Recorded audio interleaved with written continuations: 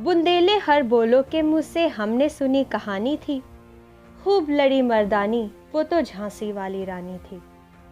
झांसी बुंदेलखंड का एक ऐतिहासिक शहर जो आज वीरता और स्वतंत्रता का एक प्रतीक बन गया है। झांसी की वीर रानी लक्ष्मीबाई के प्रसिद्ध किले को देखने दूर दूर से लोग यहाँ आते हैं। पर जहाँ रानी लक्ष्मीबाई और उनके पराक्रम की कहानी भारत के इतिहास में अमर है, वहीं दूसरी ओर बहुत कम लोग झांसी शहर का इतिहास जानते हैं। झांसी की कहानी समझने के लिए झांसी का 1857 के पहले का इतिहास समझना बहुत जरूरी है। पर ताज्जुब की बात यह है कि झांसी के नेवालकर राज परिवार पर बहुत कम संशोधन हुआ है। आज हम रोशनी डालेंगे झांसी के इतिहास के इस भूले हुए अध्याय पर।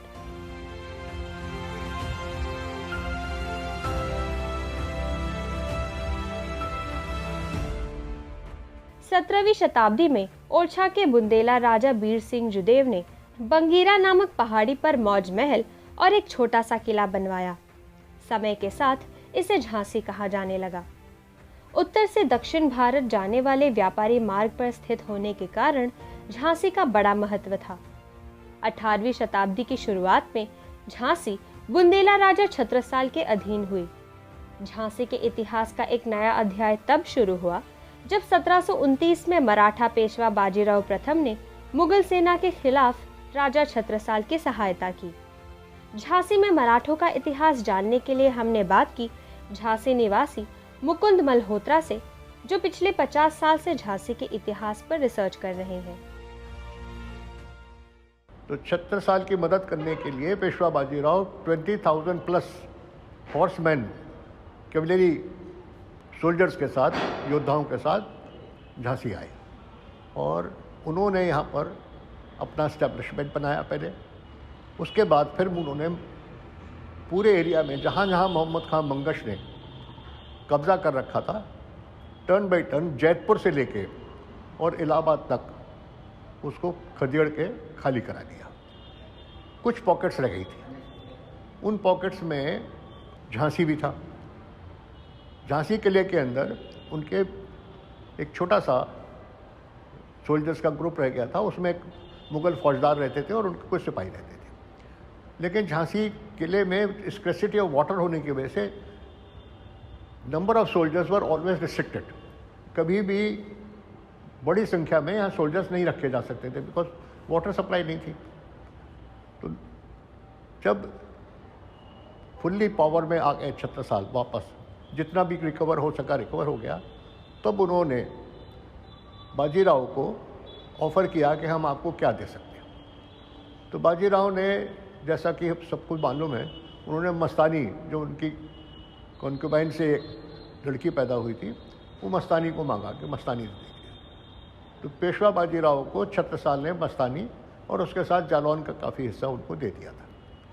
तो जालौन आने जाने के लिए झांसी में पड़ाव करना पड़ता था और यहाँ पर मुग़ल फौजदार, उनके साथ झड़प होती थी। इसी बीच में एग्रीमेंट हुआ छत्रसाल के साथ कि वो यहाँ पर लगान वसूल करेंगे और लगान वसूल करके वहाँ पर देंगे। तो मराठाओं ने लगान वसूलने करने के लिए जगह जगह पर, वेरियस पॉइंट्स पर उन्होंने अपने हैम्लेट्स बना दिए, जो कि मेन गांव जो होता था उससे थोड़ा हटके होते थे। और जहाँ पर छोटी फोर्ट्रेस थी, उन्होंने फोर्ट्रेस के ऊपर कब्जा कर लिया। जहाँ जहाँ वो अपने को इस्टेब्लिश कर सकते थे तो इस्टेब्लिश कर लिया और बहुत ही सख्ती से लगान को रियलाइज़ करते थे, वसूलते थे। यहाँ तक कि जो राजा, गुड रूलर्स, किसी वजह से लगान देने में लेट हो जाते थे, उनको वो अरेस्ट कर लिया करते थे और जेल में डाल देते थे। तो जितना छत्रसाल को या उनको सपोर्ट किया था राजाओं ने, मराठाओं को यहाँ के लोग पसंद नहीं करते थे। रिज़ल्ट ये हुआ कि पूरा जो एटमॉस्फेयर क्रिएट हो गया था वो मराठाओं के ख़िलाफ़ था। बट समहाउ उनके पास पावर थी, उनके पास सोल्जर्स बहुत अच्छे थे और उन्होंने यहाँ पर रह रहे मशीनरी, जो कि गोसाई सोल्जर्स थे, उनके यहाँ पर जगह जगह मठ बने हुए थे, हैम्लेट्स बने हुए थे, उनके साथ उनकी ट्रीटी हुई क्योंकि मराठाओं ने उनको पे करके उनकी हेल्प लेके जगह जगह पर जहाँ पर कब्ज़ा करना था कब्ज़ा करा, किसी को सज़ा देनी थी सज़ा दी। तो पूरे बुंदेलखंड में अगर हम देखें तो ग्वालियर की बाउंड्री तक, जो ग्वालियर स्टेट की बाउंड्री थे, वहाँ तक उन्होंने पूरा जगह जगह पर अपना पॉइंट्स बना लिए थे जहाँ पर वो इस्टेब्लिश हो गए थे। इस दौरान कालपी में नारोशंकर वॉज देयर एज सूबेदार। उन्होंने कालपी में इनको रखा हुआ था, लेकिन कालपी में मुस्लिम्स के साथ नारोशंकर के रिलेशन बहुत ख़राब हो गए और उन्होंने एक तरह से बगावत कर दी। तो पेशवा बाजीराव ने सेटलमेंट करके कहा ठीक है हम नारोशंकर को हटाते हैं और उनको वहाँ से उठा के झांसी का सूबेदार बना दिया। तो he was the first official सूबेदार, उनको विधिवत यहाँ का चार्ज दिया गया। तो नारोशंकर ने सबसे पहले आके किले में जो मुग़ल फौजदार थे उनको निकाल के बाहर कर दिया, किले पे कब्ज़ा किया और फिर उसका विकास किया, डेवलपमेंट किया, उसका वेस्टर्न साइड में विकास किया, एक्सटेंशन किया, बढ़ाया। उसको हम शंकरगढ़ के नाम से जानते हैं। उसमें एक उन्होंने आर्टिसन वेल देखा, उसको डेवलप किया और उससे उन्होंने वाटर सप्लाई का अरेंजमेंट अपने किले के अंदर दिया और काफ़ी वो सक्सेसफुल रहे। नारोशंकर के बाद फिर 2 लोगों को और टाइम टू टाइम सूबेदार बनाया गया। रघुनाथराव नेवालकर ने सूबेदार बनने के बाद झांसी का काफी विकास किया। यहाँ उन्होंने कई महल, मंदिर और बाग बनवाए और झांसी एक समृद्ध शहर की तरह उभरा। 1794 में रघुनाथराव, हमारे लिए वो रघुनाथराव फर्स्ट है। रघुनाथराव के नाम से नेवालकर कई हैं, लेकिन रघुनाथराव फर्स्ट, और उनके गांव में उनको सेकंड माना जाता है। एक ब्राह्मण परिवार के थे, but he was very much educated, बहुत क्वालिफाइड थे। वो कई भाषाओं के, विदेशी भाषाओं के जानकार भी थे। उनको इंग्लिश बहुत अच्छी आती थी, उनको फ्रेंच बहुत अच्छी आती थी, डच भी आती थी। उनके पास पोजीशन में जो फॉरेनर्स यहाँ आए हैं, उन्होंने अपने मेमोर्स में लिखा है कि रघुनाथराव के पास ब्रिटानिका एनसाइक्लोपीडिया वॉल्यूम 2 था, सेकंड पोजीशन, और उनके पास एक लैब थी जिसमें मॉडर्न साइंटिफिक इक्विपमेंट जो कि बाहर बन गए थे, डेवलपिंग इलेक्ट्रिसिटी, बैटरी से इल्यूमिनेशन, ये सब कुछ रघुनाथराव ने किले में पैदा कर लिया था, तैयार कर लिया था। उन्होंने एक लाइब्रेरी बना ली थी और यहाँ पर वो एजुकेशन बहुत अच्छा करना चाहते थे। उन्होंने जो विकास किया, तो उस वक्त किला वासदी जो फोर्ट था, उसके अंदर जितनी भी अकोमोडेशन थी वो रहने के लिए इस्तेमाल की जाती थी। वर्तमान में जो एक पैलेस है जिसको कि पंचमहल लिखा जाता है, ओरिजिनल नाम उसका मौज महल है, उसके बगल में एक पैलेस होता था जो कि ब्रिटिश वार में ख़त्म हो गया। उसके रुइंस हैं, लेकिन अभी तक उसको एक्सकेवेट नहीं किया सकता, उसका उत्खनन नहीं हुआ। तो किले के अंदर 3 जगह पर रिहायशी पोर्शन था।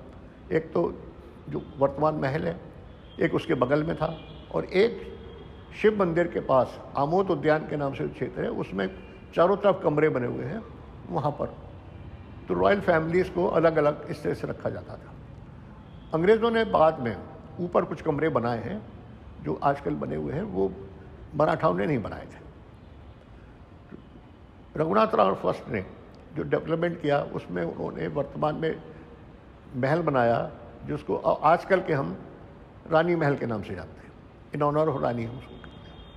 लेकिन और भी उनके फैमिली में जो लोग थे, वो तत्कालीन रघुनाथ महल के नाम से जो है उसमें जाकर उन्होंने अपना निवास बनाया था। रीज़न ये था, झांसी शहर के अंदर पानी वॉज स्केयर, और जहाँ पर भी अंडरग्राउंड वाटर था वो खारा पानी था, ख़राब पानी था, उसमें लोग बीमार होते थे। तो रघुनाथ महल जहाँ बनाया वहाँ पर उनको पानी मिल गया, एक बावड़ी बनाई उन्होंने, उसके आसपास और भी कुएं बने। फिर जो एक तालाब था उसमें उन्होंने उसको डेवलप किया। उनके पास हाथियों का एक सेना थी छोटी सी, तो हाथियों को नहलाने के लिए उनके सब, और वाटर मैनेजमेंट का बहुत अच्छा प्रबंध था। रघुनाथ राव ने जब 1801 में अंडर प्रेशर एक ट्रीटी करी उस वक्त ईस्ट इंडिया कंपनी के साथ, जिसमें उनको food and camping power Jhansi में दी। तो आज जो किले के बाहर का पोर्शन है, यहाँ पर उन्होंने कैंप करना शुरू कर दिया था। फिर 1803 में और 1804 में उन्होंने फोर्सफुली रघुनाथ राव के साथ फिर ट्रीटी करी दो, और उस दोनों ट्रीटी के अंदर उन्होंने काफ़ी यहाँ पर एक्सेस झांसी में इस्तेमाल करने के लिए बहुत कुछ अवेल कर लिया। यहाँ तक कि ये तक अवेल कर लिया कि जो फोर्सेस यहाँ की होंगी, यहाँ का जो पैसा होगा, लगान का भी होगा, वो उसमें भी उन्होंने हिस्सेदारी का क्लेम करने की रास्ता खोल लिया था। और एडमिनिस्ट्रेशन क्रिएट करने के लिए यहाँ पर सेटअप के लिए वो भी उनको ट्रीटी में मिल गया था, लेकिन जगह नहीं मिली थी। मतलब प्रिंसिपली जो ट्रीटी थी उसमें ये एग्रीमेंट हो गया था। इसकी वजह से Raghunath Rao was very much depressed, क्योंकि जो उन्होंने किया वो किन कंडीशन में किया मैं नहीं बता सकता, लेकिन ही वॉज डिप्रेस्ड। उनको बहुत ज़्यादा ग्लानि हुई थी, क्योंकि पेशवा बाजीराव के विश्वास के साथ उन्होंने एक विश्वासघात किया था। तो रघुनाथ राव ने फिर अपना चार्ज अपने बेटे शिवहरि राव को दिया, और शिवहरि राव जो थे उन्होंने 1796 से लेके और 1714 तक झांसी को रूल किया। रघुनाथ राव के निधन के बाद जैसे झांसी पर षड्यंत्र के काले बादल छा गए। इन षड्यंत्रों की मुख्य पात्र थी राजा शिवराम भाऊ की बहू रानी सखुबाई, जो किसी भी हालत में झांसी की सत्ता पर अपना कब्जा जमाना चाहती थी। शिव हरि राव ने 1796 से 1814 तक रूल किया, लेकिन 1811 में उन्होंने ये महसूस कर लिया था कि उनकी डॉटर इन लॉ सुक्खूबाई जो है वो इतनी क्रूअल है कि वो उनके बेटा जो उनके हस्बैंड कृष्ण राव को पावर एज ए रूलर नहीं करने देगी। तो उन्होंने झांसी के बेटरमेंट के लिए अपने ग्रैंडसन रामचंद्र राव को रूलर डिक्लेयर किया। तो सुक्खूबाई से नाराज थी, और सुक्खूबाई ने रामचंद्र राव को मर्डर करने के लिए भी प्रयास किया था, क्योंकि रामचंद्र राव लक्ष्मी मंदिर के पास एक उन्होंने छोटा सा पॉन्ड डेवलप कर लिया था, स्विमिंग पूल टाइप का, जिसमें वो स्विमिंग करने जाते थे और ऊपर से डाइविंग भी करते थे। तो इस बात को फ़ायदा उठाने के लिए सुक्खूबाई ने एक कॉन्स्पिरेसी करके उसके अंदर स्पीयर्स लगवाए, लेकिन वो स्पीयर्स लगने के बाद रामचंद्र राव को मालूम हो गई, और उसको बताने वाला कौन था जिसने स्पीयर्स लगाए थे, उसने ही अंदर इतना वो डिप्रेशन में आ गया कि उसने जाके ये खबर दे दी रामचंद्र राव को। तो सुक्खूबाई ने फिर बाद में उस आदमी को अपने महल में सबके सामने एग्जीक्यूट कर दिया, मार दिया था। तो रामचंद्र राव और सुक्खूबाई जो उसकी मदर थी, उनके रिलेशन बहुत ख़राब थे। तो सुक्खूबाई गणेश मंदिर में और रघुनाथ महल में रहती थी। रघुनाथ महल में, और रामचंद्र राव को किले के अंदर रखा गया था और पूरे प्रोटेक्शन में रखा गया। और उनके साथ जो सबसे अहम कैरेक्टर था वो थे Gopal Rao, who was the minister with him. एक तरह से रामचंद्र राव के बिहार पर वही रूल करते थे। तो जितना भी ट्रीटीज हुई, जितने भी एडमिनिस्ट्रेटिव डिसीजन हुए, वो नाम तो रामचंद्र राव का होता था, लेकिन उसको एग्जीक्यूटिंग पावर जो थी वो गोपाल राव के पास थी। गोपाल राव का नाम जो है वो रिकॉर्ड में नहीं मिलता। एक जगह मिलता है कि जब 1817 में 1817 में 17 नवंबर को झांसी को डेवलप करने के लिए एक ट्रीटी हुई थी, जिसको गोपाल राव ट्रीटी कहते हैं। उसमें इंग्लैंड की टाउन डेवलपर फर्म थी Baker and Sons, Baker and Sons के रिप्रेजेंटेटिव थे जॉन बीन चप। तो जॉन बीन चप और गोपाल राव ने सिग्नेचर किए थे उस ट्रीटी के ऊपर। 10 आर्टिकल थे। उसके अंदर न्यू टाउनशिप डेवलप हो रही थी जिसका नाम रखा गया नौ आबाद झांसी, और उसका जो लोकेशन थी वो किले के साउथ में थी, वेस्ट में पहुंच नदी और ईस्ट में जो पहाड़ियाँ थी, चारों तरफ से उन्होंने बाउंड्री डिक्लेयर करके नौ आबाद झांसी का एरिया डेवलप कर दिया। तो नौ आबाद झांसी में अब सीपरी बाज़ार है, सिविल लाइन्स है और कैंटोनमेंट है। जो आर्मी के अधीन कैंटोनमेंट है वो उसी एरिया में है जिसको नौ आबाद झांसी कहा जाता है। जब 1857 में अपराइजिंग हुई है तो वो अपराइजिंग स्टार फोर्ट से हुई। स्टार फोर्ट भी अंग्रेज़ों ने रामचंद्र राव के साथ उस ट्रीटी के तहत रामचंद्र राव से ही बनवाया था। ब्रिटिशर्स उन्होंने अपना डिज़ाइन दिया, अपनी रिक्वायरमेंट दी, तो उसके अंदर कंस्ट्रक्शन फॉल्ट भी है। जो स्टार फोर्ट है, स्टार फोर्ट जो है उसके अंदर अलाइनमेंट की दिक्कत हो गई थी, तो एक कोना जो है बड़ा हो गया था तो उसको काट के गोल कर दिया गया। ब्रिटिशर्स ने रामचंद्र राव को इस्तेमाल किया, उनके फंड्स का इस्तेमाल किया, रामचंद्र राव की फोर्सेस का इस्तेमाल किया और नॉर्थ में कई स्टेट्स में जाके उन्होंने झांसी की सेना के साथ लड़ाई करके उन क्षेत्रों को कब्जे में लिया। इसके एवज में उन्होंने डेकोरेशन भी दिया उसको, रामचंद्र राव को। इनफैक्ट अगर हम देखें हिस्ट्री में 1803 में जब रघुनाथ राव ने जो ट्रीटी करी थी उसके तहत उन्होंने झांसी को प्रोटेक्शन देने के लिए ब्रिटिश प्रोटेक्टेड स्टेट डिक्लेयर कर दिया था और बाजीराव से अलग करा के इनको इंडिपेंडेंट राजा क्लियर कर दिया था। ये उनकी पॉलिसी थी। तो ये इनको यहाँ राजा बना दिया। उसी क्रिएशन में पहले रघुनाथ राव को राजा बनाया, फिर शिवहरि को बनाया और शिवहरि के बाद फिर रामचंद्र राव को बनाया। अब Ramchandra Rao had no issue, कोई बच्चा नहीं था। 1835 में रामचंद्र राव की डेथ हो गई। झांसी के राजगद्दी पर कई दावेदार होने के कारण अंग्रेजों ने एक कमेटी बनवाई जिसने गंगाधर राव को राजा चुना, पर पहली पत्नी की निधन के वजह से उनका कोई उत्तराधिकारी नहीं था। इसी कारण अंग्रेजों ने यह शर्त रखी कि उन्हें सत्ता तब सौंपी जाएगी जब वो दूसरी शादी करेंगे। 1842 में राजा गंगाधर राव ने मणिकर्णिका तांबे से शादी की, जिनका नाम रानी लक्ष्मीबाई रखा गया। शादी के बाद 1843 में उनको सत्ता सौंपी गई। रामचंद्र राव के दो चाचा थे, रघुनाथ राव सेकंड या जो भी थर्ड मान लें, और गंगाधर राव।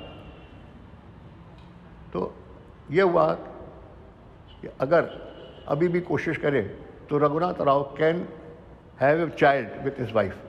अनफॉर्चुनेटली वो नहीं हो सका क्योंकि वो एंगेज थे, उनका अफेयर किसी मुस्लिम कॉन्क्यूबाइन के साथ था, तो उनके कोई बच्चा नहीं हुआ। और 1838 में रघुनाथ राव सेकंड जो थे उनकी डेथ हो गई। जब उनकी डेथ हो गई तो झांसी के अंदर देखो कोई रूलर नहीं था, तो ब्रिटिशर्स ने झांसी किले से लेके और शहर का और अपना जो ऑलरेडी उनके पास नौ आबाद झांसी था, इस पूरे का एरिया को 3 महीने उन्होंने कमांड किया। आखिरकार फिर गंगाधर राव के ऊपर ओरछा राजा ने सिफारिश करी, दतिया महाराज ने करी और सिंधियाज ने करी। तो गंगाधर राव को राजा बनाने के लिए एग्री कर लिया गया, लेकिन ये कंडीशन रखी गई कि भाई आप जब तक है तो ठीक है, आपके मरने के बाद क्या होगा। तब उनकी शादी के लिए प्रयास शुरू हुआ और उनकी शादी करने के लिए जो पहली उनकी पत्नी थी उनकी डेथ हो चुकी थी, तो उससे वो बहुत दुखी रहते थे और अपना मन लगाने के लिए कल्चरल एक्टिविटीज़ में भाग लेते थे, नाटक प्ले करते थे, नाटकों में भाग लेते और वो खुद गंगाधर राव वुमेन रोल में भी आया करते थे। उनको शौक था। और जो किले में बारादरी बनी है उसके सामने 3 प्लेटफॉर्म बने हुए हैं, वो तीनों प्लेटफॉर्म के ऊपर ड्रामा और activities, social activities, cultural activities, entertainment हुआ करता था। उनको रूलर तो बना दिया गया। ये तो कंडीशन थी कि अगर उनके कोई बच्चा नहीं होगा तो आफ्टर डेथ ऑफ गंगाधर, जब गंगाधर की मृत्यु होगी तो अंडर द ट्रीटी या जो सिस्टम था उस वक्त, जो ज़बरदस्ती अपने लॉ प्रिवेल करा रहे थे ईस्ट इंडिया कंपनी ब्रिटिशर्स कि झांसी अंग्रेज़ों के हाथ में चला जाएगा, तो उसको बचाने के लिए गंगाधर राव को ये कहा गया कि आप शादी करिए। तो उस वक्त पुरी के एक पंडित थे चंदन हजूरी, वो आए, उन्होंने गंगाधर राव की जन्म कुंडली को देखा। वो मोरोपंत तांबे के फैमिली पंडित थे, प्रीस्ट थे। वो मोरोपंत तांबे से बिठूर में जाके मिले और वहाँ मिलने के बाद उन्होंने मनु को देखा, मणिकर्णिका को।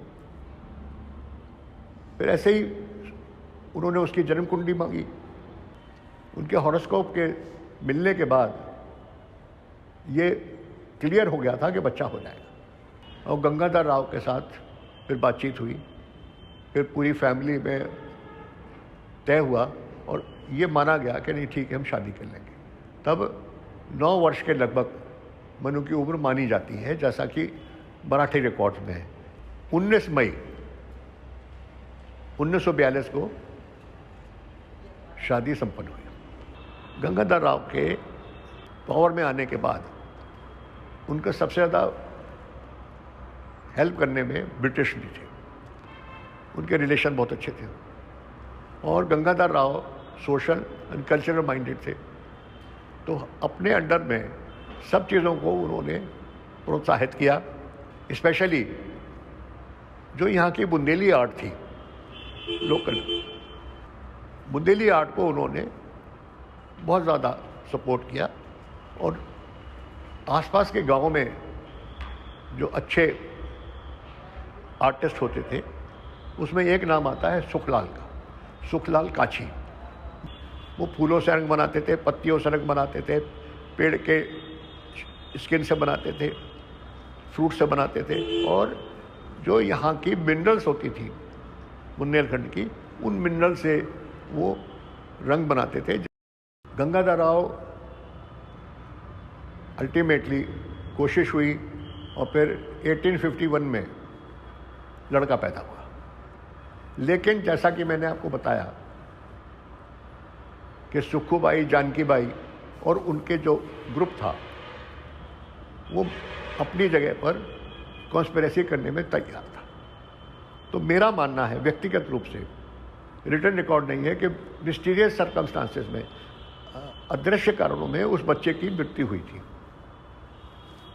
इतना ही रिकॉर्ड्स में देखने को मिला था पहले कि बच्चे की लाश दिखाई गई, डेड बॉडी दिखाई गई, वो भी कपड़े में लिपटी हुई, चेहरा नहीं दिखाया गया था। तो ये क्या कॉन्स्पिरेसी थी उसके ऊपर तो मैं कुछ नहीं कमेंट कर सकता क्योंकि मेरे पास कोई प्रूफ नहीं है।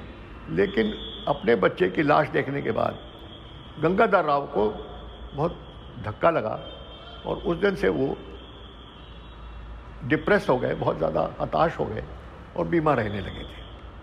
और इसी दौरान जब ये हुआ कि वैद्यों ने कहा कि अब इनका बचना मुश्किल है, तो ये सलाह दी गई कि आप किसी को दत्तक पुत्र दे दीजिए। तब उन्होंने अपने ही परिवार के रिश्तेदार के यहाँ से, बच्चे का नाम था आनंद राव, उसको सब लोगों ने मिलकर सेलेक्ट किया और आनंद राव को अडॉप्ट करके नया नाम दिया गया दामोदर राव। 20 नवंबर को 1853 गंगाधर राव ने एक एफिडेविट झांसी के प्रेजेंट जो कलेक्ट्रेट बिल्डिंग है उसमें एसडीएम बैठते थे, उनको सबमिट कराया था कि हम इनको अडॉप्ट कर रहे हैं, ये हमारे अडॉप्टेड सन होंगे, हमारे रूलर होंगे, जिसको बाद में ईस्ट इंडिया कंपनी ने रिजेक्ट कर दिया था। और फिर डॉक्ट्राइन ऑफ लैब्स का प्रोक्लेमेशन ऑर्डर जारी करके झांसी को कब्जे में ले लिया था।